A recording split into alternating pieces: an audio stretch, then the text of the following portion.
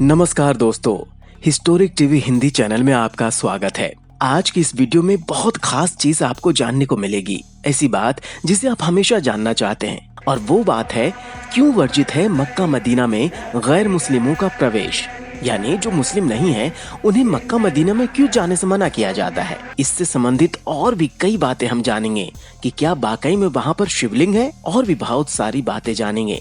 लेकिन वो बातें जानने से पहले आपको कहना चाहेंगे कि हमारे इस चैनल को लाइक कीजिए, शेयर कीजिए, सब्सक्राइब कीजिए और हाँ, बेल आइकन को दबाना न भूलें, ताकि ऐसे ही कई ज्ञानप्रद बातें आपके पास सबसे पहले पहुँचे। तो यदि आप ज्ञान से नहीं रहना चाहते हैं वंचित, तो बेल आइकन दबाइए और इस वीडियो को पूरा देखिए ताकि आपको पूरी जानकारी मिल सके। तो आइए शुरुआत करते हैं। तो पहला ये प्रश्न है कि क्यों वर्जित है मक्का मदीना में गैर मुस्लिमों का प्रवेश। तो हम आपको बता दें कि सऊदी अरब की धरती पर इस्लाम का जन्म हुआ, इसलिए मक्का और मदीना जैसे पवित्र मुस्लिम तीर्थ स्थल उस देश की थाती हैं। मक्का में पवित्र काबा है, जिसकी परिक्रमा कर हर मुसलमान धन्य हो जाता है। यही वो स्थान है जहां हज यात्रा संपन्न होती है। इस्लाम तारीख के अनुसार 10 जिलहज को दुनिया के कोने कोने से मुसलमान इस पवित्र स्थान पर पहुंचते हैं, जिसे ईद उल अजहा कहा जाता है। अब आप सोच रहे होंगे कि मुस्लिमों को यहाँ जाने का इजाजत कैसे मिलता है। तो आपको बता दें कि मक्का पहुंचने के लिए मुख्य नगर जिद्दा है। ये नगर एक बंदरगाह भी है और अंतर्राष्ट्रीय हवाई मार्ग का मुख्य केंद्र भी। जिद्दा से मक्का जाने वाले मार्ग पर ये निर्देश लिखे होते हैं कि यहाँ मुसलमानों के अतिरिक्त किसी भी और धर्म का व्यक्ति प्रवेश नहीं कर सकता। अधिकांश सूचनाएं अरबी भाषा में लिखी होती हैं, जिसे अन्य देशों के लोग बहुत कम जानते हैं। अब आप ये जान लीजिए कि काफिरों का प्रवेश प्रतिबंधित क्यों है। अब तक इन सूचनाओं में ये भी लिखा जाता था कि काफिरों का प्रवेश प्रतिबंधित है, लेकिन इस बार काफिर शब्द के स्थान पर नॉन मुस्लिम यानी गैर मुस्लिमों का प्रवेश वर्जित है लिखा गया है। काफिर शब्द का शाब्दिक अर्थ होता है इनकार करना अथवा छिपाना। वास्तव में हम आपको बताएं तो काफिर शब्द का उपयोग नास्तिक के लिए किया जाता है। दुर्भाग्य से काफिर शब्द को हिंदुओं से जोड़ दिया, जो एकदम गलत है। ईसाई, यहूदी, पारसी और बौद्ध भी उस वर्जित क्षेत्र में प्रवेश नहीं कर सकते। अब सबसे बड़ी बात ये कि कई हिंदू कहते हैं कि मक्का मकेश्वर महादेव का मंदिर था। क्या ऐसा वाकई में है? आइए जानते हैं। तो हम आपको बता दें कि मुसलमानों के सबसे बड़े तीर्थ मक्का के बारे में कहते हैं कि वो मकेश्वर महादेव का मंदिर था, जहां काले पत्थर का विशाल शिवलिंग था, जो खंडित अवस्था में अब भी वहाँ पर है। हज के समय संगे अस्वद कहकर मुसलमान उसे ही पूजते हैं। संगे का मतलब हुआ पत्थर, अस्वद का मतलब हुआ अश्वेत यानी काला पत्थर, और उस पत्थर को वो चूमते भी हैं। इसके बारे में प्रसिद्ध इतिहासकार स्वर्गीय पीएन ओक ने अपनी पुस्तक वैदिक विश्व राष्ट्र का इतिहास में बहुत विस्तार से लिखा है। अब ये भी धारणा है कि मक्का मकेश्वर महादेव का मंदिर था। तो कहा जाता है कि वेंकटेश पंडित ग्रंथ रामावतार चरित्र के युद्ध कांड प्रकरण में उपलब्ध एक बहुत अद्भुत प्रसंग मकेश्वर लिंग से संबंधित है, जो आम तौर पर अन्य रामायणों में नहीं मिलता है। वो प्रसंग काफी दिलचस्प है। शिव रावण द्वारा याचना करने पर उसे युद्ध में विजय होने के लिए एक लिंग यानी मकेश्वर महादेव दे देते हैं और कहते हैं कि जा, ये तेरी रक्षा करेगा, मगर ले जाते समय इसे मार्ग में कहीं पर भी धरती पर नहीं रखना। रावण आकाश मार्ग से लंका की ओर जाता है, पर रास्ते में कुछ ऐसे हालात बनते हैं कि रावण को शिवलिंग धरती पर रखना पड़ता है। वो दोबारा शिवलिंग को उठाने की कोशिश करता है, पर खूब प्रयत्न करने पर भी लिंग उस स्थान से हिलता नहीं। वेंकटेश पंडित के अनुसार ये स्थान वर्तमान में सऊदी अरब के मक्का नामक स्थान पर स्थित है। जी हाँ, सऊदी अरब के पास ही यमन नामक राज्य भी है, जहाँ श्री कृष्ण ने काल यवन नामक राक्षस का विनाश किया था। कहा यह भी जाता है कि अरब में मोहम्मद पैगंबर से पूर्व शिवलिंग को लात कहा जाता था। मक्का के काबा में जिस काले पत्थर की उपासना की जाती रही है, भविष्य पुराण में उसका उल्लेख मकेश्वर के रूप में हुआ है। इस्लाम के प्रसार से पहले इजराइल और अन्य यहूदियों द्वारा इसकी पूजा किए जाने के भी स्पष्ट प्रमाण मिलते हैं, लेकिन ये सब कितना सच है, ये आज भी विवादित है। अभी तक तो सिर्फ एक अफवाह ही लगती है ये सारी बातें। अब बात करते हैं काबा के पवित्र झरने के बारे में।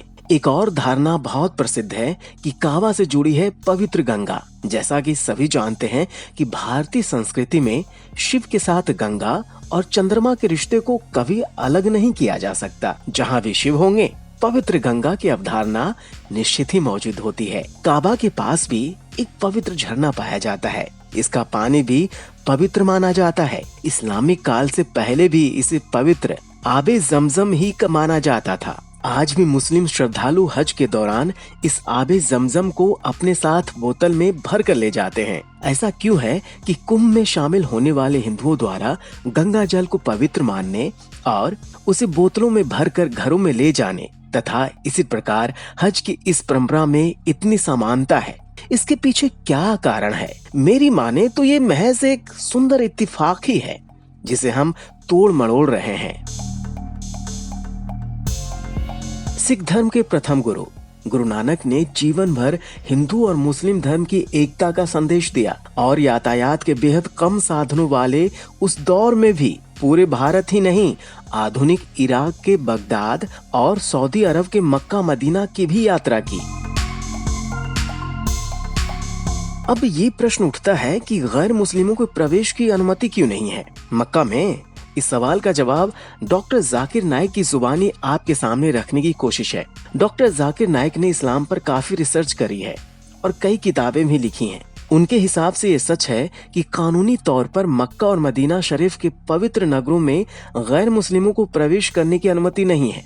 जैसे सभी नागरिकों को कंटोनमेंट एरिया में जाने की अनुमति नहीं होती, वैसे ही हर देश में कुछ न कुछ ऐसे क्षेत्र अवश्य होते हैं जहां सामान्य जनता को जाने की इजाजत नहीं होती।